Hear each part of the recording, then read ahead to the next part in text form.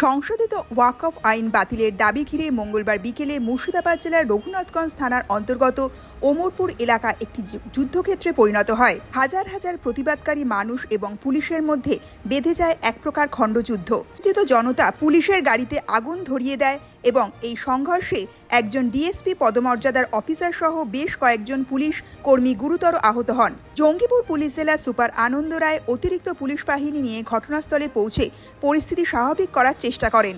অসমর্থিত সূত্রে জানা গেছে, উত্তেজিত জনতা একজন সিনিয়র অফিসারের কাছ থেকে একটি আগ্নেয়াস্ত্র ছিনিয়ে নেয়। পুলিশ সুপার জানিয়েছেন, কিছু পুলিশ কর্মী এই হামলায় আহত হয়েছেন, তবে এখনও সঠিক সংখ্যা বলা যাচ্ছে না। আমরা পরিস্থিতি স্বাভাবিক করার চেষ্টা করছি। রঘুনাথগঞ্জের স্থানীয় বাসিন্দারা জানিয়েছেন, সন্ধ্যে 7টা পর্যন্ত পরিস্থিতি নিয়ন্ত্রণে আসেনি। রঘুনাথগঞ্জের ওমরপুরের মোড়ের কাছে 12 নম্বর জাতীয় সড়কে বিক্ষোভকারীরা দীর্ঘক্ষণ অবরোধ করে রাখেন। ফলে উত্তর ও দক্ষিণবঙ্গের মধ্যে যান চলাচল পুরোপুরি বন্ধ হয়ে যায়। বিক্ষোভের সময় ওমরপুর মোড়ের কাছে বেশ কয়েকটি বাড়ি ও দোকান লুটপাট বা আগুন লাগানো হয় বলে অভিযোগ উঠেছে। সন্ধ্যের পর ফুলতলা এলাকায় কিছু জায়গায় অগ্নিসংযোগের খবর এসেছে।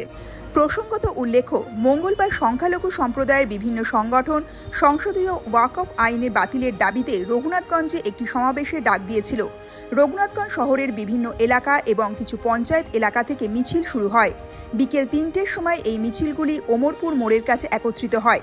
সেখানে যে কোনো অপ্রীতিকর ঘটনা রুখতে বিপুল সংখ্যক পুলিশ আগে থেকেই মোতায়েন করা ছিল। স্থানীয়দের দাবি, কোনো উস্কানি ছাড়াই হঠাৎই প্রতিবাদকারীরা হিংস্র হয়ে ওঠে এবং পুলিশের ওপর পাথর ছুঁড়তে শুরু করে।